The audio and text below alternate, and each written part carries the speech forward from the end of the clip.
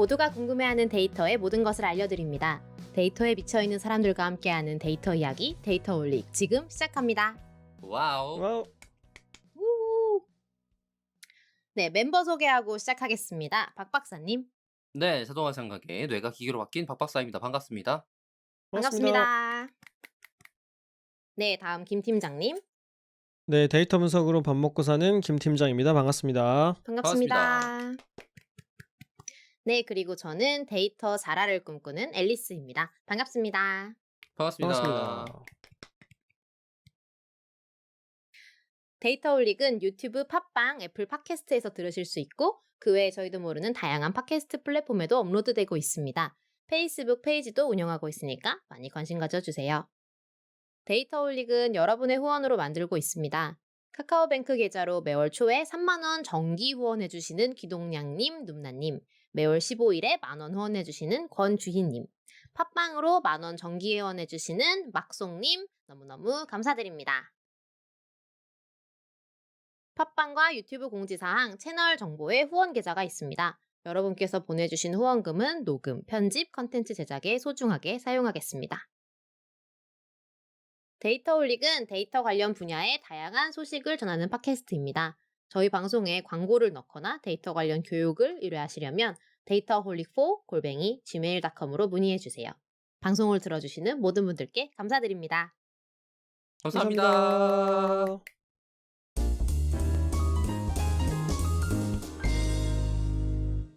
네, 여러분. 멤버 근황 정말 시간이에요. 오랜만입니다. 네. 야, 멤버 이렇게 근황 오랜만에 이야기. 녹음할 수가 있나요? 네, 놀랍게도 오랜만에 멤버 근황 이야기를 하기 위해서 이 시간을 마련을 해보았는데요. 와우. 와우. 네, 뭐 어떤 근황이 있으신지 박 박사님 근황이 있으신가요? 얘기할 게 있었는데 까먹었네요. 넘어가도록 하겠습니다. 알겠습니다. 쿨하군요. 김 팀장님 아! 근황 있으신 생각났어요. 네. 지금 화면 때문에 생각났어. 제가 이가 깨져갖고 뺐습니다. 네? 예. 그거 왜 그래요? 그걸- 원래 화면으로 보여주면 우리는 보이지. 네, 여러분 저 박 박사님의 이가 하나가 없더라고요. 이를 드러내고 있습니다. 어쩌다 그렇게 됐어요? 왜 그런지 모르겠어요. 저 안 그래도 이가 안 좋아서 다 크라운이랑 뭐 가짜 이의 천지인데 가짜 이 어머. 했던 애 중 하나가 잇몸이 부러져갖고 잇몸이 부러졌다고요? 네? 네. 그래서 빠졌어요. 잇몸? 네. 잇몸이래. 그 이 뿌리가 빠져서 아, 부러졌어요. 그쵸? 와, 네. 잇몸이 부러졌다길래 무슨 말인가 그러네. 했잖아요. 잇몸이 어떻게 부러져? 대박이다. 아무튼 그래서 네. 기계라서 크롬으로 돼 있나 보지 잇몸이. 세상에. 크롬 도금이야, 크롬 도금. 어쨌든 와. 부러져갖고 지금 빼고 좀 시간 지나서 아물면 임플란트 해야 된다고 하더라고요. 그래서 와. 처음 임플란트는 그래도 최대한 늦게 하고 싶었는데 벌써 네. 한 개 하게 생겼습니다. 너무 아팠겠는걸요. 뭐 마취가 아프죠, 뭐. 뺄 때 아프게 하진 않을 거 아니에요. 그렇군요. 저는 네. 건치 청년이에요. 충치가 없어요. 세상에 진짜 부럽다. 충치도 없고 어. 그러니까 쉬운 것도 아무것도 없고 와. 예전에 한번 그 충치가 생길랑 말랑한 적이 있었는데 네. 치과를 가서 검진을 받았거든요. 검진을 받으니까 양치를 정말 열심히 하시나 봐요. 예? 이러니까 여기가 이가 어금니 쪽에 살짝 패였는데 그게 충치가 있다가 떨어진 자리래요. 양치를 열심히 하셔서 떨어진 거라는 거예요. 제가 진짜 어이가 없어가지고 그래서 진짜? 네, 살짝 날라고 했던 게 양치를 통해서 떨어져 나간. 양치를 진짜 열심히 해요? 뭐 그렇죠? 예? 뭐 진짜? 예. 그래서 하여튼 저는 건치 음. 청년입니다. 부럽죠? 저는 제 이빨 중에 이 중에 제 음. 거인 게 없어요, 거의. 아, 그렇군요. 근데 그 와중에 하나도 부러져 갖고 빠진 거야. 진짜. 응원합니다. 아무튼 네, 큰 근황 중 하나였고요. 그랬네요. 김 팀장님 근황 있으신가요? 저는 뭐 없습니다. 언제나 같이 잘 음. 살고 있습니다. 훌륭합니다. 축하드립니다. 앨리스 오기 전에는 네. 제가 김 팀장 근황으로 뭘 놀렸냐면 네. 고양이 어떠냐고 물어봤었어요. 마치 저의 그게 내일이처럼. 놀림이야. 네, 내일이 물어보는 것처럼. 고양이. 아, 저는 김 팀장님의 고양이 얘기를 거의 들어본 적이 없어요. 그러니까 그 이후로 안 별로 했던 해본 것 적이 같아. 없어요. 아, 그래요? 네. 그럼 고양이가 고양이. 랜덤으로 움직인다까지 얘기를 들었던 기억이 나고 음. 그다음에는 그다음에는 소식을 또 못 들었네요. 한참 질문을 안 했어 생각해 보니까. 여전히 건실하게 잘 생활하고 계십니다. 훌륭하네요. 네. 너무 건강해요. 동물은 건강하기만 하면 됐죠. 그게 그거면 답니다. 제일 크죠. 예. 그럼요. 저희 내일이도 잘 자라고 있습니다. 네. 아 네. 네. 오케이. 그 멤버 근황 잘 뭐 내일이 쳤어, 먼저 잘 쳤어. 물어보시기 전에 먼저 말씀드려 봤고요.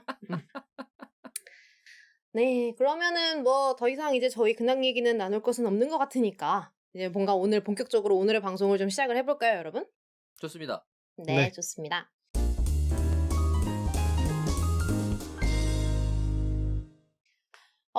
오늘도 뭔가 저희가 저희 데이터 올릭의 청취자이셨던 분을 이렇게 또 게스트로 모시게 된 것 같아요. 이분께서 는 박 박사님이 한번 소개를 한번 해주시면 어떨지.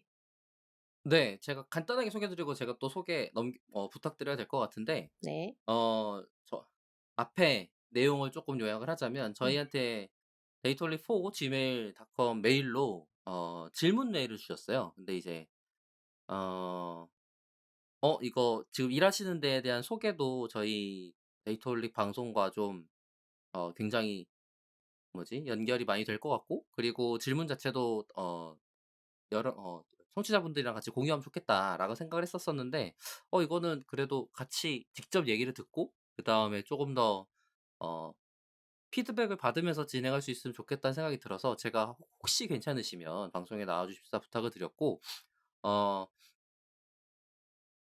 질문을 주신 분은 한국교육개발원에서 일을 하고 계시는 이기준 님이십니다. 안녕하세요. 우!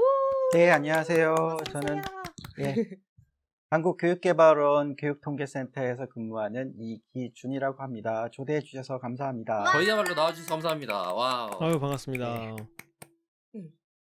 간단하게 지금 일하시는 곳에 대한 소개 좀 먼저 부탁드려도 괜찮을까요? 네, 저는 지금 한국교육개발원이라는 곳에서 일을 하고 있고요. 교육개발원은 지금 국무총리실 하나에 있는 정부 출연 연구소예요. 국무총리실 주로 밑에? 국무총리실 밑에. 다들 교육부 밑으로 오해하시는데, 그러니까요. 그럴 것 같은데? 교육부 밑, 네.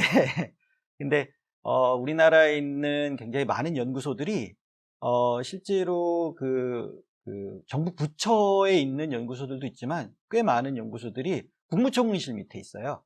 그게 뭐 그래서 이제, 네.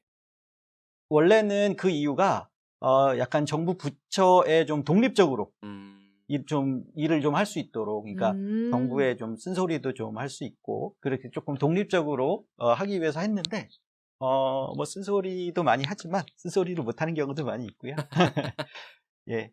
그러면 그래서 혹시 뭐 국정조사 할 때도 어디 나가시거나 이런 경우가 있나요? 이 기관에서? 많이 나가죠. 네. 정말. 네. 그러니까 저희 같은 경우에는 국무조정실 밑에 있다 보니까 교육부에서 국감할 때는 저희가 나가진 않지만 국무조정실 국감할 때는 저희가 나가요. 그래서 같이 저희도 국감 받고 감사원에서 감사도 받고 그러니까 공공의 일을 한다고 보면 되는데 공무원은 아닙니다. 공무원 아니시군요. 그 물어보려고 기다리고 네, 있었어요. 공무원 아닙니다. 공무원이신가요? 이렇게 여쭤보려 했는데. 네. 공무원 연금은 받지 않습니다. 그게 뼈 아프다. 네. 제가 한전 쪽 비슷한 그러니까 학부가 기계과여서 한전 쪽 비슷한 데에서 일을 잠깐 한 적이 있었는데 이 국정감사 때 국정감사를 아예 큰 TV에다가 틀어 놓고 쳐다보면서 그냥 그걸 보고 있더라고요, 다 같이 사람들이. 그러니까 굉장히 큰 행사인 거야. 이런 국가기관 사람들은. 그래서 '아 정말? 그러면은 이거 국정감사 받는 건가?' 싶어 갖고 질문 드린 거였거든요. 이제 곧 국감 시즌이 오죠. 맞아요. 저희도 그래서 사실은 뭐 저희 같은 경우에는 교육부에서도 국감 때 저희한테 데이터를 많이 요청해요. 자료 요청을 하는구나. 네. 그러니까 교육부에서도 뭐 제가 차차 설명드리겠지만 교육부에 있는 DB 중에 꽤 큰 DB를 저희가 갖고 있고 공식 통계를 저희가 갖고 있기 때문에 교육부에서 국감에 대처하려면 그런 숫자 데이터들 그거를 저희 쪽에서 많이 이제 요청하고 그리고 또 국회의원분들이 미리미리 질문서를 주시면 참 좋겠는데 그쵸. 뭐 닥쳐서. 닥쳐서 예 주시기 때문에 국감하기 전날은 뭐 밤새는 경우도 좀 있고요. 바쁘시겠다 아. 예, 진짜. 그렇습니다. 예. 그게 대답을 아직은 해줘야 시작은 되는 안 했고. 의무 같은 게 있는 거예요? 조직에? 그렇죠. 그러니까 어. 공공의 일을 하고 있기 때문에 국감은 또 그 감사원법인가? 뭐 하여튼 뭐 그런 법이 있어서 공공에서 대답을 해줄 수밖에 없는 상황이기는 합니다. 물론 거기에 야근은 포함되어 있지는 않지만 그죠, 그죠. 네. 그러면 이게 좀 교육 관련된 통계만 따로 취급을 하는 건지, 그러니까 통계 자체는 아예 통계청이 있는 거잖아요. 근데 통계청에서 다루는 데이터도 있을 것 같은데 이건 어떻게 분리되어 있을까요? 네, 그러니까 그 일반 분들이 많이 이제 헷갈려 하시는 부분이 통계청은 뭐고 또 뭐 그 다른 통계 기관은 뭐냐 굉장히 많이 헷갈려 네네. 하시거든요. 근데 주 이제 국가의 통계를 그 운영하는 제도는 그게 집중형 제도라는 게 있고 분산형 제도라는 게 있어요. 집중형 제도는 주로 유럽 쪽에서 많이 쓰시는데 통계청 지금 말씀하신 통계청에서 국가의 모든 통계를 다 만드는 거죠. 한 군데에서 집중적으로 만든다. 네네네. 네네. 근데 우리나라 같은 경우는 분산형 통계라고 해서 교육부 통계는 교육부에서 만들고 노동부 통계는 노동부에서 만들고 근데 통계청에서는 그 통계들을 만들기 위한 근간이 되는 통계, 인구 통계라든지 무슨 그 재정 통계, 그러니까 기재부에서 통계청이 사실은 기재부에서 약간 나온 뿌리가 좀 있거든요. 그래서 재정 통계를 기반으로 해서 국가의 아주 기본되는 통계는 통계청에서 만들고 각각의 부처에서 그 부처에 맞는 통계는 또 부처에서 만들고 이렇게 해서 전체적으로 통계를 관리하는 기능, 네. 조율하는 기능을 통계청에서 맡고 세부적인 통계 생산 기능은 각 부처에서 저희 같은 기관들이 맡고 그렇게 되는 거죠. 예를 들어 그러면은 뭐 배추 생산량 이런 것들은 수산 어쩌고? 네. 농수산 어쩌고? 네. 약간 요런 기관에서 만드는 농림수산부. 네, 예. 그쪽에서 만드는 거고. 또 뭐 있을까요? 그다음에 뭐 참치 어획량 이런 거는 뭐 그것도 농수산 아까 아니에요? 또 해양수산부. 농수산이네. 맞아. 아이, 해양수산부.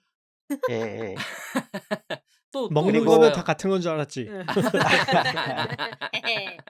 그리고 뭐 취업자 수 예. 이런 건 고용부. 그걸 다 따로 생산을 하는군요. 네네네. 그러면 예를- 그렇게 수집된 데이터가 다 통계청으로 이관이 되는 건가요? 아니면 일부만 이관이 되는 건가요? 통계청은 최종 공표되는 값만 이관받습니다. 그러니까 로우 데이터가 아니고. 정리가 다 된 최종 산출물만 와. 공개가 통계청을 통해서 되는 거군요. 그런데 네. 최근에는 통계청도 이 빅데이터에 대한 압박을 많이 받기 때문에 소스 데이터를 받으려고 굉장히 노력하죠. 그죠? 그 마이크로 근데- 데이터 서비스 뭐 그런 게 그런 이건 네, 네, 아닌가요? 맞습니다. 그렇죠. 예, 예. 근데 너무 많기 때문에 다 받을 수는 없고 통계청에서 관심이 있는 몇 개. 그치. 그거 사람들이 먼저 시작하는 요청하는 거지. 것들. 예. 하긴 그래서 그게 그것부터 뭐, 말씀하신 마이크로 데이터 서비스를 통해서 마이크로 데이터도 서비스하고 나머지 통계들은 전체 통계 지표나 장표 형태로 서비스하고 그렇게 진행이 되죠. 이건 저도 처음 알았네요. 그럼 최종적으로 그 지표하는 작업은 통계청에서 하나요? 아니면은 아닙니다. 그거는 이제 각 기관에서 통계를 만들기 위한 자료를 조사하고 통계를 상산해서 통계 그 표가 나오면 그 표를 통계청에 제공하죠. 그러니까 그러면- 배포의 역할을 오히려 하는 거군요. 통계청은. 네네네. 아니 그러면 무슨 데이터가 있는 거에 대한 실제 의뢰를 하려고 통계청에 연락을 하면 각각 생산자 쪽으로 다시 이관을 해주겠네요. 연결을 해주시겠네요. 그런 경우들도 있습니다. 그래서 통계청의 코시스라고 하는 홈페이지에 들어가면 굉장히 많은 통계들이 그 안에 쫙 있는데 그 통계들의 그 원래 그 소스 데이터를 갖고 있는 쪽 그 연락처들이 다 거기에 기재가 돼 있어요. 거기 담당관 이름하고 전화번호도 다 있잖아요. 네네네. 봤던 거는 같은데 부서가 다를 거라고는 상상 못했지. 다 통계청에 있는 사람이라고 생각하고 있었는데. 그렇구나. 저도 근데 이게 효율적일 것 같아요. 이게 뭐 한두 개가 아니라서 그 모든 담당자가 통계청 안에 있는다는 건 불가능한 것 같고 음. 전문성도 다 다를 테니까 그죠? 그러게요. 그러면은 이렇게 뭐 한국교육개발원에서 지금 기준님께서 이제 일을 하신다고 하셔서 이제 계시는 교육통계센터에 대해서 좀 소개를 해주셨는데 그 교육통계센터에서 기준님은 혹시 어떤 일을 하고 계신지? 예, 저는 교육통계센터를 전체를 관장하고 있는 뭐 소장의 일을 하고 아, 있습니다. 소장님을 저희가 오늘 모셨군요. 소장님이세요? 네, 그 소장님 위로는 누가 계신 거예요? 저 위로는 본부장님이 계시고요. 예. 그 위로는 원장님이 계시죠. 부원장님, 원장님. 아, 그 위로 두 분 계시는 거예요? 세 분이죠. 원장님, 부원장님, 아. 본부장님. 저희 오늘 굉장히 실무- 높은 분을 네. 네. 아, 그 실무 그러니까 레벨에서는 사장님들 많이 나오시잖아요. 나 실무이신 줄 사장님. 알았는데 정말 음. 깜짝 놀랐네 지금. 저는 그러니까 교육통계센터에 입사한 게 99년에 입사를 했고요. 아. 그때는 정말 실무부터 SQL부터 시작을 했습니다. 와. 갑자기 지금 당황했어, 실무를 총괄하시는 거군요. 네, 센터에. 뭐 조사부터 시작해서 뭐 분석, DB 관리, 뭐 서비스, 뭐 그거에 다 총괄을 제가 뭐 총괄 책임인 거죠. 네. 일은 다 하지 않고 문제 생기면 제가 다 책임집니다. 청취자 여러분, 저희가 이런 분 모십니다. 우와. 아니지. 데이터릭 이런 분이 레벨이 저희 이 정도라고. 청취자입니다. 아, 아, 그렇지. 정치자의 벽을 올려주시는 이런 분. 분이. 아, 정말 그 데이터홀릭 통해서 저도 굉장히 새로운 정보들을 많이 받고 있어요. 아 정말요. 아 저 정말 예. 들어주셔서 감사합니다.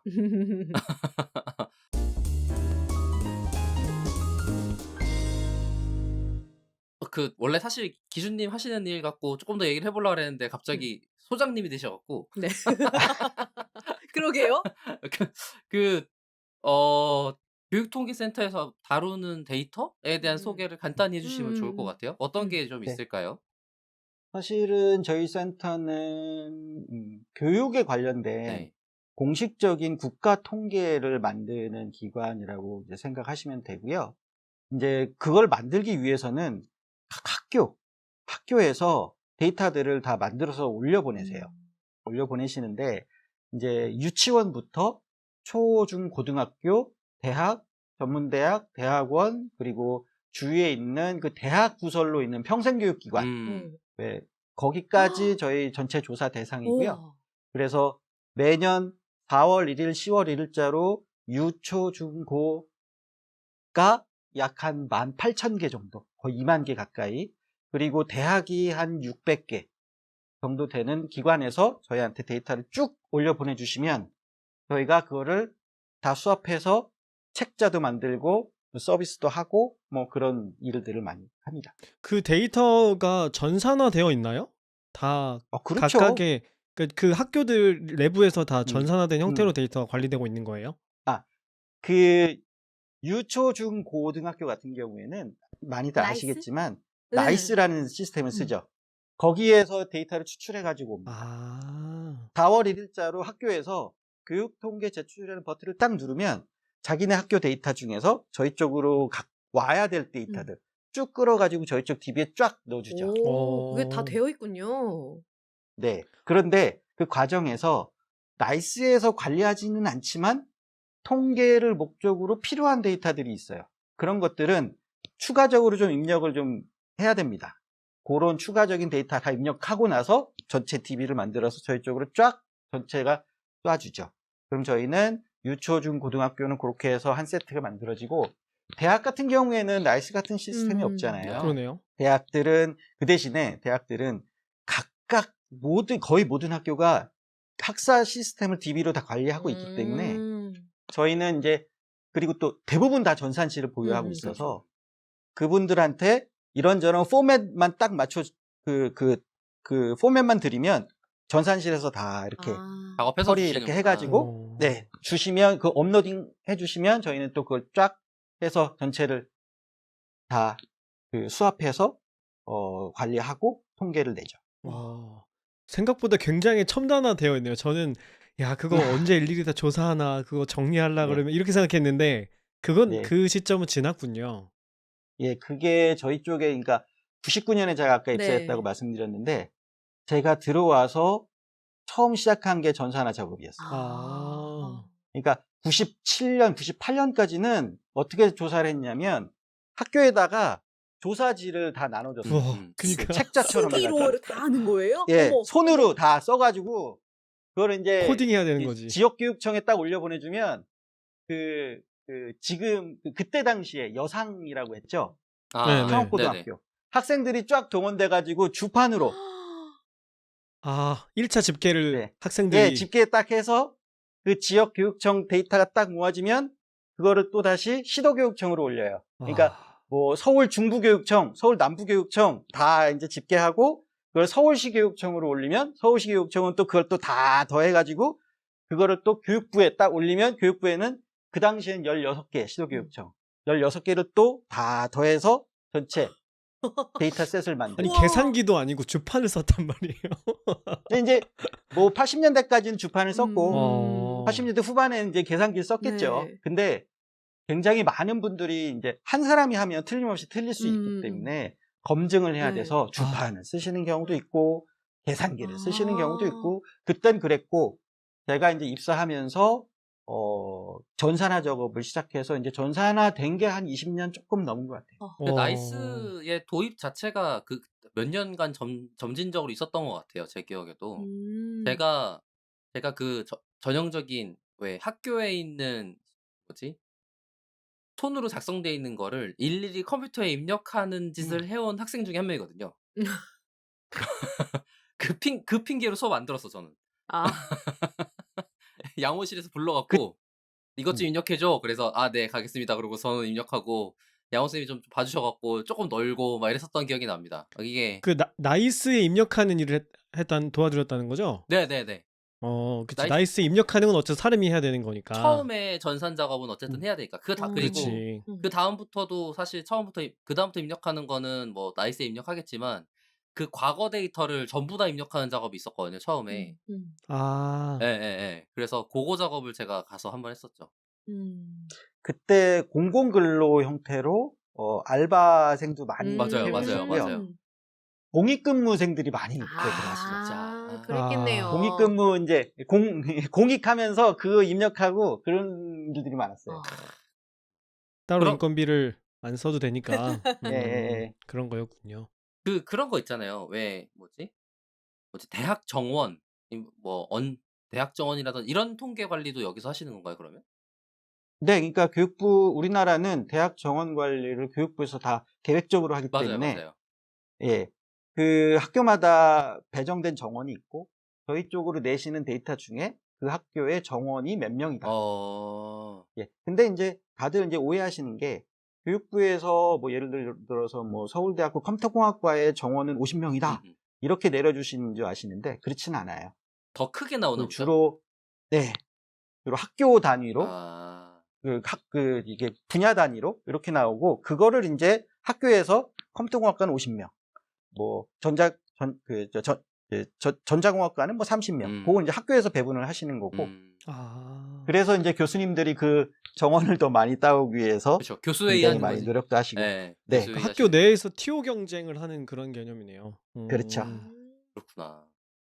와. 어떤 학교는 아예 그냥 학교 통으로 그냥 뭐 200명 이렇게 주는 학교도 있고, 어떤 학교는 뭐 공학 분야 뭐 300명, 문학 분야 뭐 200명 이렇게 주는 학교도 있고, 그건 학교마다 상황이 다 달라요.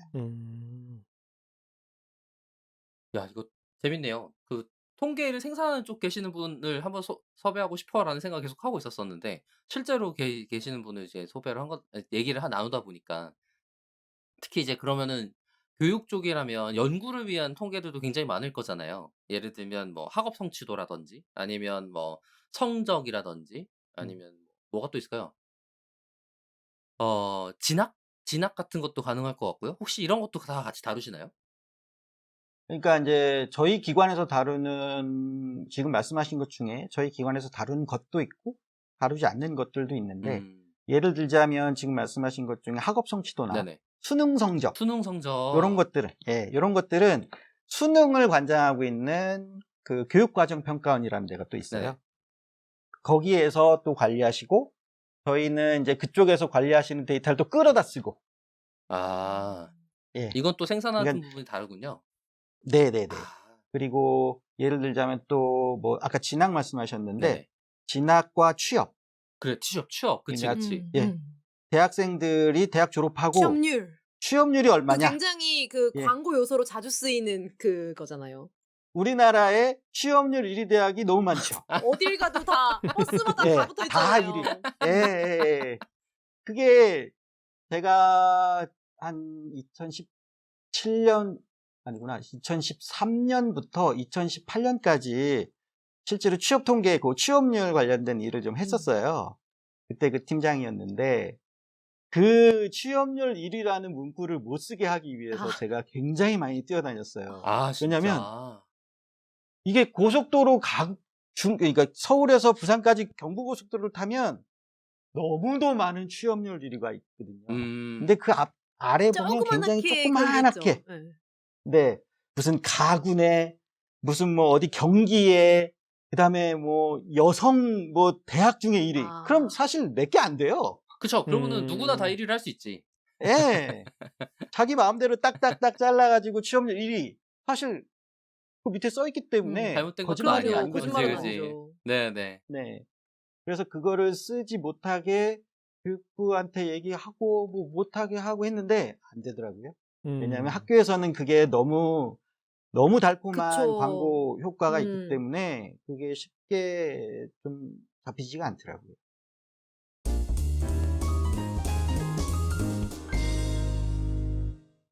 진짜 이게 우리나라에서 뭐 다른 나라들도 물론 그럴 수 있겠지만 이 교육과 관련된 이런 정보들, 데이터들 이런 거는 더더군다나 너무나 민감하고 많이들 원하는 그런 데이터일 것 같아요. 그렇죠. 그래서 제가 뭐 어떻게 제가 메일을 보냈던 그랬죠. 네. 것도 이런 데이터들이 과연 우리가 너무 민감해서 이게 쓰는 게 맞는가? 그러니까 제가 최근에 겪었던 일이 뭐냐면 부동산 사이트에서 전에 한번 서울대 그 고등학교마다 서울대 진학자 수를 한번 서비스한 적이 있었어요. 근데 그 데이터는 사실 저희가 갖고 있는 것도 아니었거든요. 개별 어떻게 고등학교에서 네. 서울대를 몇 명 보냈느냐 이 정보가 네, 그렇죠. 오픈이 네. 됐었다. 네.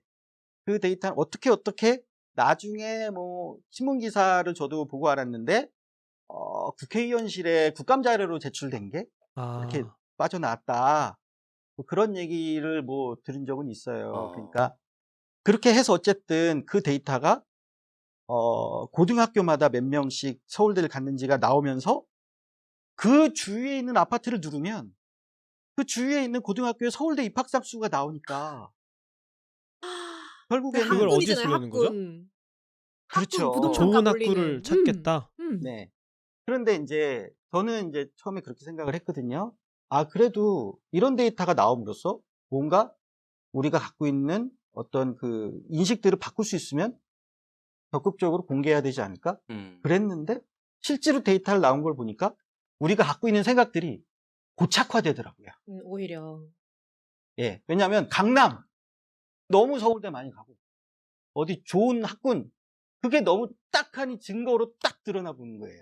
그냥 그러니까 말로만 알고 있었던 것들을 정말로. 데이터로 재확인해 버렸다. 이렇게 된 거구나. 네. 그래서 그것들을 사실은 제가 만약에 우리가 알고 있던 개념과 조금이라도 달랐으면 그 데이터 그냥 씁시다 라고 했을 텐데 너무 우리가 갖고 있는 개념과 똑같아져 버리니까 부동산 집값에도 영향을 미치겠더라고요. 그래서 이게 과연 이렇게 우리가 갖고 있는 고정관념을 고착화하는 데이터도 나가는 게 맞을까? 데이터는 많이 쓰는 건 맞지만 과연 이런 데이터도 과연 쓰는 게 맞을까? 아까 말씀하셨지만 성적 데이터 같은 거 굉장히 민감하잖아요. 지금도 수능 데이터는 지금 그 교육과정평가원이라는 데서 굉장히 오픈을 안 하고 있거든요. 심지어는 국회의원들이 내놓으라고 해도 오픈을 안 하고 있어요. 그게 오픈되면 너무나 큰 파장이 있기 때문에. 그래서 과연 그 데이터는 정말 오픈을 안 하는 게 맞을까? 어쩌면 그 데이터를 오픈을 해서 우리가 뭔가 모르고 있던 걸 좀 이렇게 새롭게 알 수 있지 않을까? 음. 그런데 오픈을 안 하시는 걸 보면 우리가 알고 있는 것들이 너무 고착화돼서 오픈을 안 하시는 건 아닐까? 그래서 이게 너무 제 스스로가 어떻게 해야 되지? 갈피를 못 잡겠더라고요. 그래서 제가 한번 그거에 대해서 혹시 어떻게 생각하시는지. 저도 공대 출신이라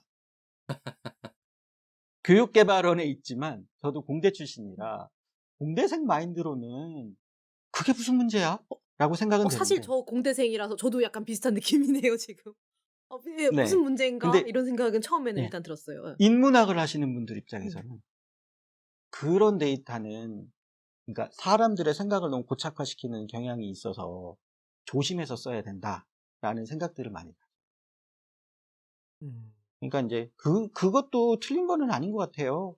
그러니까 어떻게 해야 되지? 그래서 한번 그 의견을 좀 듣고자 여쭙고자 했었죠.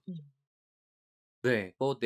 그래서 내용을 한번 정리를 좀 해보면 지금 교육 관련 데이터가 지금 이기준님께서 다루시고 있는 기관 내에서 생산하고 있는 데이터가 완전 공개는 당연히 아닌 상태고 그거 이외의 다른 데이터들도 말씀하신 것처럼 공개됐을 때 여러 가지 다른 이슈가 생길 가능성들 때문에 공개가 안 되고 있는 것들이 있다. 대표적으로 성적 데이터 같은 게 있다는 건데 그거를 그렇다면 여러 이슈에도 불구하고 오픈을 해야 되느냐? 아니면 그런 이슈들을 약간 소프트 랜딩 하기 위한 방책을 세울 것이냐? 아니면 지금처럼 오픈을 안 한 채로 그대로 유지를 할 것이냐 같은 선택지가 가능할 것 같아요. 그리고 뭐 지금 제가 우려하던 사실 얘기하면서도 이거 가능하면 토론으로 됐으면 좋겠는데 걱정하던 포인트가 방금 딱 나타났는데 그래도 다들 오픈해야 되는 거 아니야라는 생각을 갖고 얘기할 것 같아서 제가 반대쪽으로 오픈하면 안 된다 쪽으로 한번 생각을 해볼게요. 그건 그렇고 질문을 오픈하면 안 된다 쪽으로 생각을 하겠다고요? 네. 왜요? 근데 일부러? 네. 다 같이 공개해야 된다는 생각이다. 그러면 공개해야 되는군. 그럴 수도 있겠군. 이렇게 끝나는 거 아니에요? 꼭 반대 얘기가 있어야 되는 거예요? 그냥 여쭙는 거예요. 그러니까 뭐지 레드팀이 있어야 의견들이 더 나와서 아. 그렇구나라는 얘기거리들이 생기는 거잖아요. 그런 예예예. 의미로. 네. 네. 그냥 공개해야지. 그러네. 그러면 컨센서스 맞고 끝난단 말이야. 그러니까 그렇죠. 네. 아마 기준님께서 지금 잘 안 되는 이유들을 더 얘기를 해 주시면서 정보들이 나오겠지만 그쪽 얘기를 저도 좀 같이 거둘 수 있으면 좋겠다는 생각이 1 차적으로 들고요. 저 우선 당장 어 데이터 공개에 있어서 이슈가 됐고 지금 여전히 다들 공감하고 있어서 안 해야 되고 관리돼야 되는 데이터는 명확하게 개인정보에 관련된 것들일 것 같아요. 그래서 개인정보인 것들은 우선 그 사람을 특정해서 그 사람의 알리지 않았으면 싶은 혹은 그렇지 않 가명 정보로 이렇게 가공되었다고 하더라도 뭔가 제조업을 통해서 특정할 수 있는 상황이 발생해서 생기는 다른 파급적인 문제들이 발생하기 때문에 그 어떤 어 개인에게 문제를 만드는 일들이 발생하는 데이터들이 있기 때문에 그런 거는 공개하면 안 된다가 그간 이제 쌓여온 경험치인 것 같고 근데 이제 이거와 더불어 그러면 그거 이외에 나머지는 전부 다 공개해도 되느냐라는 생각을 하게 되는 거죠. 김 팀장은 어떻게 생각하세요? 음. 저는 데이터가 공개됐을 때 그게 어떤 식으로 사용이 될지 거기에서 긍정적인 효과가 발생할지 부정적인 효과가 발생할지 여부는 어 '공개하는 사람이랑은 관련이 없지 않을까?' 이런 생각이 들거든요. 그러니까 인제 뭐 예를 들면은 우리가 흔히 드는 비유가 그런 거잖아요. 칼이 있다고 하면 칼을 만드는 사람이 있을 거 아니에요. 그죠? 칼을 판매하는 사람도 있고. 근데 그게 우리가 만든 사람은 당연히 긍정적인 방향으로 쓰이길 원하겠죠. 요리를 하는 데 쓰이길 원할 수 있는데 누군가는 범죄에 악용할 수도 있는 거잖아요. 그러니까 그럴 소지가 있다고 해서 그러면 칼 판매하는 행위를 중단해야 되는가? 그리고 만약에 누가 그 칼을 사서 범죄를 저질렀을 때 그 책임을 칼을 제작한 사람에게 돌려야 되는가 하면 그건 그렇지 않잖아요. 마찬가지 논리로 생각을 해 보면 '공개하는 데까지만 생각을 하면 되는 게 아닐까, 데이터를 생산하는 사람들은.' 네, 다른 사람 이게 공개되는 행위 자체가 바로 피해로 이어진다. 예를 들면 개인 정보들이 그렇잖아요. 그런 건 하면 안 되겠지만 그런 게 아닌 특히나 인제 공공기관에서 생성이 되는 정보라고 하면 대부분 이제 세금을 이용해서 만들어지는 정보들이잖아요. 네, 그러면 기본적으로는 공개해야 되는 게 아닐까? 저는 그렇게 생각을 합니다. 앨리스는 어떠세요? 음. 사실은 저는 이런 데이터 공개 자체에 대한 생각을 많이 해 보지는 않았던 사람이기는 해서 오늘 이제 기준님의 말씀을 들으면서 들었던 생각은 뭐였냐면은 이게 공개를 했을 때 그 '악용의 우려가 있어서 공개를 하지 않겠다.'라는 기준이 사람마다 다를 수도 있겠다라는 생각도 들었어요. 그러니까 너무 기준이 다 다를 것 아. 같아요. 그래서 이걸 어디가까지가 악용이냐? 뭐가 악용이냐라고 생각할 누구한가에겐 이게 좋은 정보일 수 있게 될 거고 누군가에게는 정말 말씀하신 것처럼 그런 서울대 어느 아파트가 서울대를 몇 명 보냈대 이런 식으로 해서 그럼 사실 그게 정말로 그냥 툭 까놓고 교육에 열의가 많은 어떤 분들에게는 '그럼 저 아파트를 가야 되나 봐. 좋은 정보.' 이렇게 생각하실 수도 물론 있을 거잖아요. 그래서 이 기준을 어떻게 잡을 수 있는 것인가라는 생각이 먼저 들었어요, 기준님 말씀을 듣다 보니까. 그래서 그 기준을 세울 수 없는 상황이라면 '공개를 해야 하는 거 아닐까?'라는 생각? 아, 저는 요 오히려 기준이 정도. 없으면? 네, 기준이 없으니까 어떻게 기준을 그러니까 뭔가 사회적인 합의와 이런 기준 토론을 통해서 기준이 세워지는 상황이 아닌 뭔가 누군가의 임의의 결정으로의 기준은 조금 안 되지 않나? 그래서 그냥 그럴 거면 다 공개해야 되는 거 아닌가? 다 공개하거나 다 공개하지 않거나. 네, 그냥 음. 요런 생각들이 들었어요. 기준이 애매하니까. 아, 기준이 기준님이시네요? 혹시 지금 뭐지? 제 이름을 네, 너무 그러니까 많이 지금 말씀. 기준님이시네. 지금 말하다가 문득 기준이 네. 애매한데 기준이 애매한데 내 기준님이시잖아 이 생각이 들었어요. 죄송합니다. 네. 네, 네. 음. 그런 이 얘기를 들은 적이 있어요. 저도 똑같이 지금 김 팀장님이 하셨던 얘기처럼 저도 똑같은 칼 비유를 들었었거든요. 어. 칼, 예. 누군가 얘기를 할 때 칼은 쓰는 사람이 잘 쓰면 굉장히 큰 도구지. 그렇다고 잘 못 쓰는 사람 때문에 칼을 다 막을 수는 없지 않냐. 저도 그 얘기를 했었는데 그 얘기를 들었던 그 인문학 하셨던 분은 또 저한테 그런 말씀 하시더라고요. 테러 무기라면 어떻게 할래? 대량 살상 무기라면 어떻게 할래? 그래도 만들어야 되나? 만약에, 그러니까 우리가 보통 쓰는 데이터는 그 말씀하신 대로 칼이야. 하지만 뭔가 뻔하게 잘못 쓰일 수밖에 없는 데이터라면 그런 약간의 대량 살상 무기나 테러 무기 같은 그런 효과가 너무 극명하게 보인다면 막아야 되지 않을까라고 하는 말씀을 하셨어요. 그러니까 이제 저도 헷갈리는 거죠. 그게 맞는 것 같기도 하고. 그런데 보면 기술의 진보라는 것을 우리가 또 어떻게 막을 것이냐. 어차피 테러 무기도 기술의 진보로 태어난 것이고 칼이라는 것도 기술의 진보로 태어난 것인데 그러면은 재료 없이 기술의 진보를 이룰 수 있나? 그것도 헷갈리는 일인 거죠. 그러니까 아까도 그 앨리스님 말씀하신 대로 이 아파트를 가는 게 서울대생이 많이 갔으니까 나는 어떻게 해서든 이 아파트 들어가야 돼 라고 하는 것, 그렇게 쓰시는 분들이 많다면, 그런데 그게 아니고 이쪽에서는 어떤 환경이 있으니까 그 환경을 그대로 약간 벤치마킹해서 어떤 지역에 비슷하게 환경을 심어 놓을 수 있다면 또 비슷한 성적이 나올 수 있지 않을까? 요렇게 쓸 수 있는 사람들. 그래서 저는 굉장히 그게 지금 아직도 헷갈리는 상황인 거예요. 그러니까 교육부나 이렇게 정부 부처에서는 아무래도 좀 보수적으로 접근을 하시기 때문에 뭐 그렇게 좀 오용될 수 있는, 남용될 수 있는 데이터는 가급적이면 좀 보호하자라는 차원이신 거고, 저같이 공대생의 입장에서는 아니 그거 기술의 진보를 어떻게 막자고 라고 하는 입장인 거죠. 아, 큰일 났어요. 저도 뭐지? 오픈하지 말자는 주의로 얘기를 해보려고 했었는데 머리가 계속 그걸로 안 돌아가. 그래, 그걸 어떻게 그러면요, 억지로 해. 네. 제가 어차피 그쪽으로 너무 많이 얘기를 들었기 때문에 제가 그쪽으로 한번 서볼게요. 알겠습니다. 네. 예, 저 워낙 그 얘기를 너무 많이 들어서. 근데 아. 지금 말씀하시는 얘기에서 사실 뭐 기준님도 동의를 하실 거라고 짐작이 되지만 어 그 지금 방금 말한 아 모르겠어요. 그러니까 예를 들어서 개인정보도 사실 '개인정보가 문제가 생기는구나.'라는 게 공개됐기 때문에 알게 된 거예요.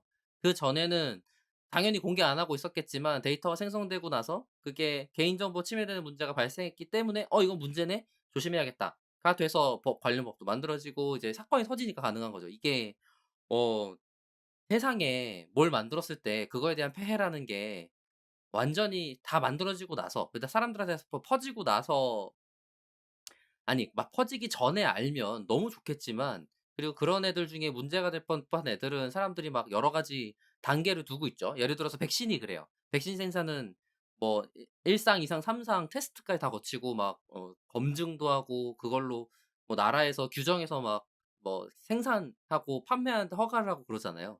그런 것들은 뭔가 잘못됐을 때 사람들의 생명을 위협하는 문제이기 때문에 그런 단계를 여러 단계를 두고 조심하는 편인 거란 말이에요. 그런데 이제 데이터의 생산과 공개라는 부분에 있어서는 모르겠어요. 저는 예를 들어서 제가 제품을 뭘 만들 때도 이게 아무리 테스트를 많이 거치고 아무리 대비를 많이 한다고 하더라도 사람들한테 공개돼서 실제로 상용으로 쓰일 때 생기는 문제는 테스트할 때는 겪어볼 수 없는 문제들이 발생하거든요.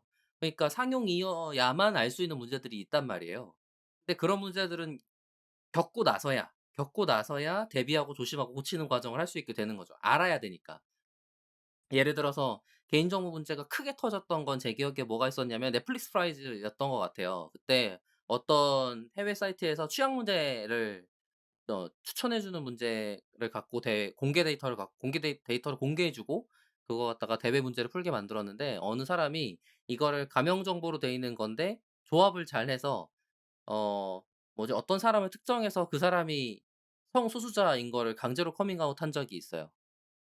그러니까 개인정보가 가명정보임에도 문제가 됐던 사례인 거죠. 그래서 가명정보를 어떻게 만들어야 되는가에 대한 논의가 다시 한번 불붙었던 것 같아요. 그러니깐 문제가 됐으니까 사람들이 파악하고 알게 된 거지. 예상되는 문제라는 건 사실 어 이제 책상 물림이라고 표현하잖아요. "문제가 될 가능성이 있어."라는 거는 지레의 걱정일 가능성이 굉장히 높은 거고 그 공개되고 나서 현실적인 문제가 발생해야 좋은 생각이 아닌 거는 같아요. 왜 그러냐면 그 문제로 피해를 받는 사람이 생긴다라는 것 자체가 좋은 발상이라고 생각하고 있지는 않지만 그럼에도 불구하고 공개됐을 때 이익이 더 나을 수도 있다라는 가정을 해 본다면 그것 때문에 생기는 문제를 최소화하거나 아니면 적극적으로 해칭하려는 노력을 같이 해서 오픈한다 정도로 소프트 랜딩 할 수 있지 않을까? 그러니깐 공개해 놓고 그거에 대한 문제를 적극 대처하는 방향으로 진행할 수 있지 않을까 하는 생각을 하게 되는데 왜 그러냐면 지금 공개했을 때 생기는 문제를 그 문제를 겪고 싶지 않아 때문에 공개를 안 하려고 하는 거잖아요. 근데 공개할 때는 어떤 데이터든 문제가 생길 수밖에 없다고 생각한단 말이에요. 다 처음에 발생한 일이니까. 맨 처음에 발생했고 그게 어떤 문제를 일으킬지는 공개해 봐야 아는 거고 뭐 그전에 여러 가지 논의를 통해서 아니면 사람들끼리 여러 회의를 해서 대비할 수 있는 문제들 같은 거는 예상해 볼 수 있겠죠. 근데 이제 뭐 기술의 발전도 아시겠지만 뭐 세제라는 게 어떤 다른 사회적 환경적 문제가 있는지 이런 것들은 당시의 논의만 갖고는 알 수 없었잖아요. 그러니까 데이터도 마찬가지인 게 공개를 해야지만 알 수 있는 문제들이 있기 때문에 그리고 그런 공개를 많이 해야지 공통적으로 생기는 문제들을 미리 대비할 수 있기 때문에 오히려 공개를 적극적으로 해야지만 문제를 더 적극적으로 대처할 수 있는 맷집이랑 경험치가 생기는 거 아닌가?'라는 생각이 들기는 합니다. 그럼 박 박사님 만약에 공개를 했는데 네.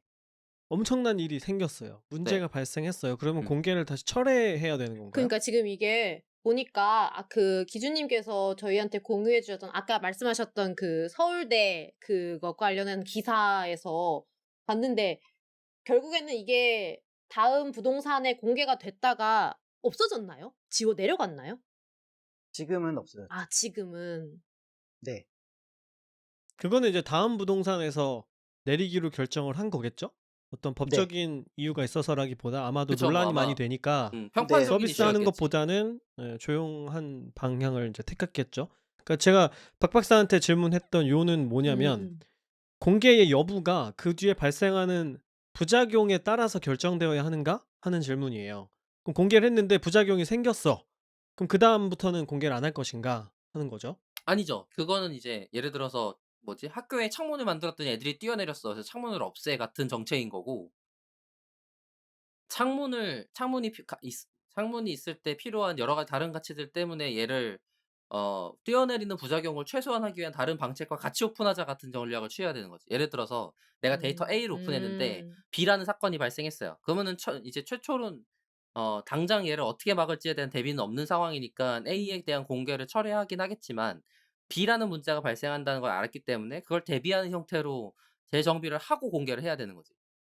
근데 아까 기준님 말씀의 비유를 생각해 보면 이게 만약에 대량 살상 무기 같은 거고 창문인데 어떤 뭐 특이한 이유 때문에 창문이 앞에 생기자마자 가격나면 애들이 뛰어내려. 진짜로 다 뛰어내려. 너무 진짜로 다 무서운 뛰어내려. 예시야. 그런 상황이다. 창문의 크기를 사람 몸보다 작게 만드는 법을 제정해서 공개하면 되죠. 그걸 그거를 예측할 수는 없지만 그러니까 애들이 좀 몇 명 뛰어내린 후에 그렇게 알 수 법을 있는 거지. 만든다는 거죠? 네네. 그러니까 이거는 뭐 좋지 않은 일일 수는 있는 것 같아요. 왜냐면 이런 어떤 변화가 발생했을 때 그런 근데 피해를 받는 일단은 사람 이게 좋은 비유는 아닌 것 같아. 네, 그래요? 죄송합니다, 청취자 여러분. 너무 죄송합니다. 너무 이유가 극단적이니까 이상하네요. 사고를 확장하기가 어려워. 네. 아니 근데 예를 들어서 아까 말씀하신 대량 살상 무기라고 해 봐요. 근데 사실 대량 살상 무기라는 것도 그 칼이랑 크게 다르지 않긴 하거든요. 예를 들어서 그 대량 살상 무기를 사용하는 곳이 있어요, 합법적으로. 대량으로 돈을 써 가며. 그게 어디냐면 군대예요. 테러 단체가 쓰면 심각한 문제를 야기하는 문제지만 얘의 유통 관리 체계를 보완하고 그다음에 어느 곳에서만 사용할 수 있도록 관리하는 수준에서 사용할 수 있다면 그게 군대에서 사용한다면 걔는 문제를 일으키는 소지의 도구가 아니란 말이죠. 그러니까 그치만 네. 대량 살상 무기가 무제한적으로 용인되진 않잖아요. 관리가 돼도 예를 들면 뭐 생화학 무기나 뭐 핵이나 이런 것은 금지하고 있잖아요. 조약을 만들어 가지고. 왜냐면 부작용이 너무 크다는 것에 다들 합의했기 때문에 애초에 만들지 말자. 안 만드는 게 낫겠다라고 결정을 내리는 사안들도 있는 거잖아요. 근데 궁금한 게 기준님 말씀은 그런 거다 이게. 당연히 만들어지면 부작용이 생길 수밖에 없다라는 게 너무 명징한데 근데도 그게 오픈해야 되느냐라는 질문인 거죠. 그게 아마 개인정보지 않을까요? 즉 꼭 그렇지는 않을 것 같아요. 예를 네. 들자면 이 교육 문제만 해도 네. 사실 우리나라 교육 데이터를 개방하기가 굉장히 어려운 두 가지 이유가 있습니다. 하나는 서열화, 대학의 서열화, 학교의 서열화, 그 서열화 문제가 있고요. 두 번째는 사교육의 문제가 있어요. 그러니까 예를 들어 지금도 나이스에 올라가 있는 데이터를 마이데이터 형태로 지금 쓰는 방법에 대해서 굉장히 고민을 하고 계시는 것 같아요. 자기 데이터를 다운로드 받아서 자기가 직접 그 데이터에 그를 활용할 수 있도록. 그런데 이제 한편으로 생각을 해보면 과연 내 그 데이터, 그 안에 성적 데이터가 굉장히 크겠죠. 내가 초등학교 1학년 때부터 고등학교 3학년 때까지의 모든 성적 데이터를 한꺼번에 다운로드 받을 수 있을 거예요. 그럼 그 데이터를 가장 탐내는 사람은 누굴까? 학원. 사교육업체. 그렇죠. 학원. 사교육업체. 그럼 사교육업체가 고가의 데이터만 가지고 오면 고가의 컨설팅을 해줄게라고 해서 상품을 만들면 어떻게 될까? 그 회사에서 다 데이터를 확보할 수 있겠지. 그러니까 자기 데이터를 물론 갖고는 가지만 그런 학생들이 많아지면 많아질수록 그 학원이든 뭐 업체든 굉장히 큰 힘을 가지게 될 것이고 대표성을 띠는 데이터를 그렇게 갖고 되면 있게 되는 거죠. 네. 그렇죠. 예. 그렇게 되면 그 학원의 컨설팅은 점점 더 고가가 될 가능성이 크겠죠. 격차가 생기겠네요. 네. 그러니까 그리고 또 지금도 계속 그런 문제가 있지만 대학의 뭐 서성한 뭐 중경외시 그거를 없애려고 굉장히 노력했는데 데이터가 오픈돼서 쫙 하면 1등부터 꼴등까지가 쫙. 근데 그러니까 제가 생각하는 게 우리나라 사회의 데이터가 소화되는 소화력 그것이 교육 데이터는 희한하게 그 두 가지 때문에 굉장히 소화불량을 계속 겪고 있는 것이 아닌가. 저는 이게 무엇이 정의로운 것이라고 우리가 받아들일 것이냐의 문제인 것 같거든요. 지금 기준님이 예로 든 게 대학 서열화, 그다음에 사교육이 심해지는 거, 교육의 양극화 이런 거잖아요. 그러니까 이거는 그 근간에 깔려 있는 가치는 교육은 평등해야 된다라는 거잖아요. 그죠? 네, 근데 그렇게 생각 안 하는 사람들도 있잖아요. 엘리트 교육을 해야 된다고 생각하는 사람들도 있고, 대학이 서열화되는 것은 오히려 자연스럽다. 경쟁이 더 치열해지는 게 오히려 엘리트들을 양성할 수 있기 때문에 더 좋은 교육 방향이다. 라고 생각하는 사람들도 있을 거란 말이죠. 그러니까 부동산 투기도 마찬가지예요. 이걸 어떤 사람들은 막아야 된다고 하지만 어떤 사람들은 뭐 자유시장주의 체제 안에서 개인이 그 시장에서 경쟁하는 게 뭐가 문제가 되느냐라고 생각하는 사람들도 있는 거잖아요. 그죠? 그러면 이 가치가 일단 먼저 정해지고 무엇이 대량살상 무기인가를 우리가 정한 다음에 이거는 대량살상이니까 공개를 하지 않아야겠다라고 판단이 되는 거잖아요. 그죠? 그러니까 이게 판단의 기준을, 그러니까 정의란 무엇인가, 무엇이 정의로운 것인가에 대한 판단을 데이터를 공개하는 쪽 입장에서 먼저 가지고 있어도 되는 건가? 하는 의문이 드는 거죠. 저는 궁금한 것이 혹시 해외에서는 어떻게 하는지 예. 그게 궁금하대요. 해외는 희한한 게요. 특히 미국 같은 경우에 대학의 순위가 나와도 별로 사람들이 거기에 대해서 뭐라고 하지 않는 것 같아요. 우리나라의 특수한 상황이 좀 있는 것 같아요. 예를 들자면 미국에서는 그 유니버시티 스코어보드인가 네. 그런 서비스를 해요. 그래서 모든 대학의 뭐 그 취업률이며 뭐 그 중도 탈락률, 그러니까 미국은 들어가서 중도 탈락하는 사람들이 워낙 많으니까 뭐 중도 탈락률, 졸업률 이런 것들을 굉장히 중요하게 보는데 그런 것들이 대학 쫙 그 스코어보드 형태로 해가지고 점수까지 매겨져 있어요. 그래서 실제로 대학을 가려고 하는 사람들이 그거를 또 참고를 해요. 그런데 그러니까 미국은 우리나라처럼 그것들이 서열화돼 있다고 굉장히 사회적인 문제까지 이야기하지는 않는 것 같아요. 그러니까 그 사회에 처한 그 환경, 그게 특히 우리나라의 교육 데이터들에 대해서는 우리나라 사회가 제대로 소화를 못하고 있는 게 아닌가. 뭐 우리나라가 교육은 평등해야 된다라는 인식을 그래도 일반적으로 가지고는 있잖아요. 그게 어떻게 보면은 어느 정도는 이게 선이다. 평등하게 교육을 받는 게 선이다라는 인식을 갖고 있어서 그런 건 아닐까 싶기도 하네요. 근데 미국은 아마도 그렇지 않다고 한다면 뭐 그렇게 서열화된 정보가 오픈되는 것에 대해서 사람들이 반감을 안 갖겠죠. 그 당연한 거니까. 엘리트 교육 당연하잖아. 뭐 이렇게 생각할 수 있는 거니까. 고민스러운 것 같아요. 예를 들어서 방금 말씀하신 내용을 생각을 해 보면 이미 공개된 상태란 뜻이잖아요. 그러니까 근데 우리는 아직 공개를 안 하고 있어요. 인 거고. 그러니까 이미 공개된 상태에서 이미 그거 공개될 때마다의 사회적 파장은 지금 우리가 느끼는 거랑은 완전히 다를 거란 말이에요. 저희는 지금 안 하고 있는데 '해야 돼.'라는 과도기에 생기는 문제들을 겪어야 되는 거고 이미 미국은 공개가 돼 있어. 과거에 어땠는지 잘 모르지만 공개가 돼 있어서 지금 공개된 상태에서는 특별하게 문제 발생하지 않아. 인 거잖아요. 그러니까 저희도 아마 우리나라도 아마 공개를 처음에 시작하고 그다음에 몇 해가 지나고 나면 그 이후에는 별로 문제가 없을 것 같아요. 아마 초반에 오픈했을 때 과도기적 문제가 발생하겠죠.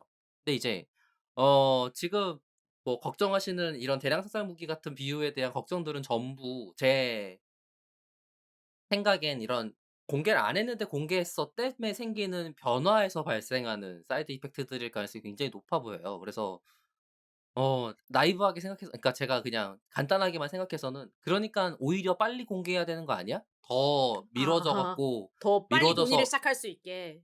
그리고 공개가 돼 있어야 다른 변화가 가능하거든요. 그러니까 예를 들어서 대학의 서열화가 고착화된다. 뭐 처음에야 그럴 수 있겠죠. 근데 이제 이 데이터가 공개되는 것 때문에 그 데이터를 빨리 공략해서 서열을 뒤집는 대학이 나와.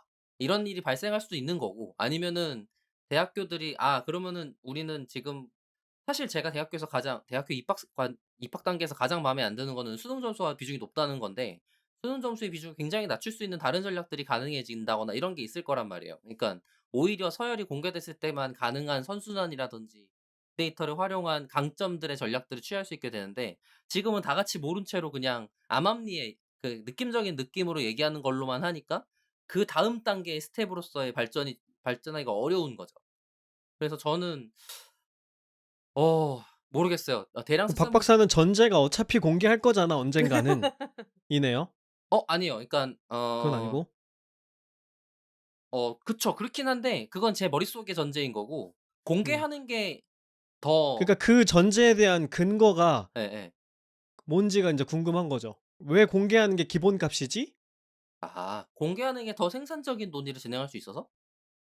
그러니까 같이 자료를 놓고 똑같은 자료를 가지고서 이제 그다음 논의를 하면 되는데 그 자료가 없는 상태에서 논의를 시작하면 "야 너 뭐지? 뭐 수능 성적으로 했어? 아니 근데 우리가 쪼금 하긴 하는데 그래도 우리는 이렇게 하는 게 더 좋은 것 같은데?"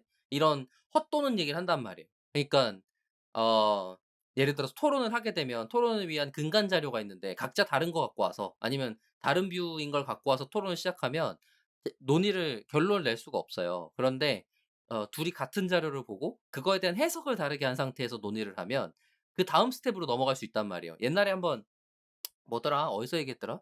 그런 비슷한 얘기 또 방송에서도 한 적이 있는데 모델의 정확도를 올리는 여러 가지 과정들을 하기 위해서는 평가 지표가 명확해야 되잖아요.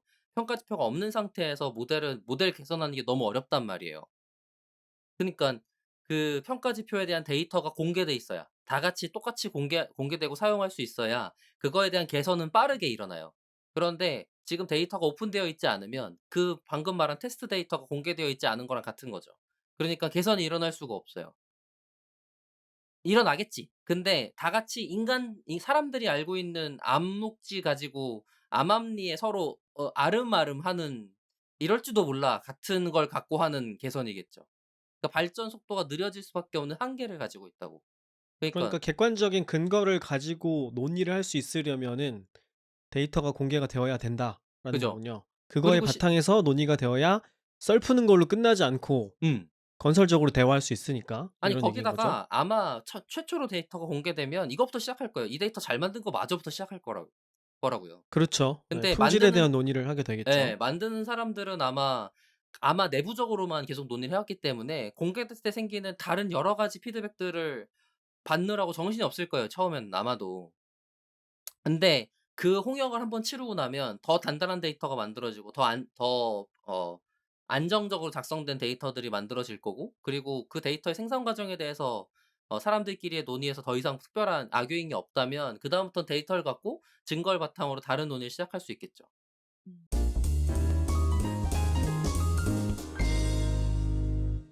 네. 저희가 지금 이제 거의 1 시간이 다 가까워져서 이제 1 부를 어느 정도 이제 마무리해야 될 시간이 됐어요. 그래서 지금 이제 저희의 뭐 박 박사님이나 김 팀장님이나 이렇게 의견을 좀 들어보셨을 때 기준 님은 혹시 생각이 어떠셨는지 한번 마지막으로 이야기를 들으면서 1부 마무리해 보면 좋을 것 같습니다. 마지막에 박 박사님께서 하신 말씀이 저한테 좀 와닿아요. 그 말씀을 들으면서 그런 생각을 했어요. 예전에 사실 우리도 성적표를 다 받았었고, 음. 그 시험을 보고 나면 내 등수, 음. 남의 등수 다 보고 친구한테 너 몇 등이니? 근데 그 등수를 보고 분발해서 그 등수를 한 등이라도 올리기 위해서 노력하는 친구들도 있고, 아예 난 이 길이 아닌가 보다 다른 길을 찾는 친구들도 있고, 어떻게 보면 약간은 조금 초반기에는 부작용이 좀 따른다 하더라도 그렇게 좋은 쪽으로 몰고 갈 수 있는 여지가 있다면 굉장히 좋은 쪽으로 쓸 수 있지 않을까. 그리고 또 하나는 제가 그 사상무기 관련돼서 말씀드렸는데, 그거는 제가 얼마 전에 대량 살상 수학무기라는 책을 읽은 적이 있어요. 아. 케이시 오닐이라는 분의 그 책에는 머신러닝 알고리즘이 잘못되면 얼마나 큰 파장을 갖고 오는지에 대해서 말씀을 하고 있는 책이긴 한데, 그 책을 또 읽을 때는 그래 맞아 했다가 또 지금 박 박사님 말씀 들어보면 그래 또 이 말이 또 맞는 것 같아. 지금 좀 알고리즘 얘기는 생각났는데 지금 국회에 알고리즘 공개법? 투명화법 같은 게 지금 나와 있죠? 그것도 데이터 네, 공개랑 그렇죠. 비슷한 논리의 맥락일 수는 있을 것 같아요. 그러니까 이게 결국에는 끊임없이 계속 논쟁거리가 될 수밖에 없는 것 같아요. 그러네요. 그래서 이렇게 기주님께서 메일을 저에게 보내주시면서 데이터 올릭 방송을 통해서 또 이런 이야기를 나눠볼 수 있는 게 너무 소중한 기회이지 않나라는 생각이 좀 드는 것 같고요. 네. 그렇게 해서 지금 이제 먼저 1부는 마무리를 해보려고 합니다. 뭔가 아쉬우신 표정, 기주님 아쉬우신 표정 있으신데요. 아닙니다. 예, 이제 아닙니다. 2부에서 조금 더 이야기 또 나눠보시는 것으로 하시고요. 1부는 그럼 여기서 마무리를 좀 해보려고 합니다. 괜찮을까요? 네. 저희 네. 소감 또 간단하게 하면 좋을 것 같은데. 저도 그거 하고 네, 너무 늦었죠? 네, 하실 거였으면 진작하셨어야 돼가지고요. 저도 말씀 여쭤볼까요? 아니에요. 마지막 한 걸로 마무리 지시죠. 네. 네, 2부에서 마무리하시는 걸로 하시고요. 네, 그럼 맞춰보겠습니다. 데이터 올릭은 더 좋은 컨텐츠를 가지고 다음 방송으로 다시 인사드리겠습니다. 감사합니다. 감사합니다. 감사합니다. 감사합니다.